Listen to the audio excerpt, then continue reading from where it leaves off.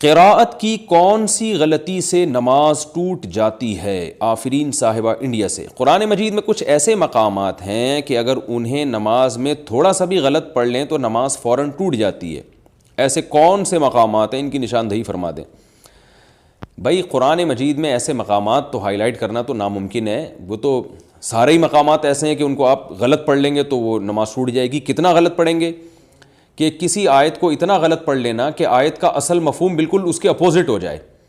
جیسے قرآن مجید میں اللہ تعالیٰ کا ارشاد ہے لئن اشرکت لیحبطن عملک ولتکونن من الخاسرین، کہ اگر آپ نے شرک کیا تو آپ خسارے والوں میں سے ہو جائیں گے۔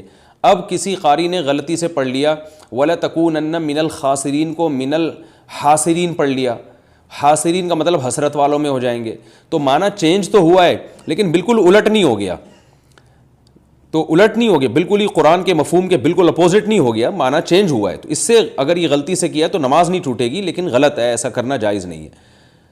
لیکن اگر معنی بالکل ہی اپوزٹ ہو گیا ہے، جیسے کسی نے آیت پڑھی لئن اشرکت لیحبطن عملک ولتکونن من المفلحین، کہ اگر تم نے شرک کیا تو تمہارے اعمال ضائع ہو جائیں گے اور تم کامیاب لوگوں میں سے ہو جاؤ گے۔ خاسرین کو مفلحین پڑھ لیا، تو یہ بالکل ہی قرآن کی منشا کے خلاف ہو گیا، شرک والے کامیاب کبھی نہیں ہوتے۔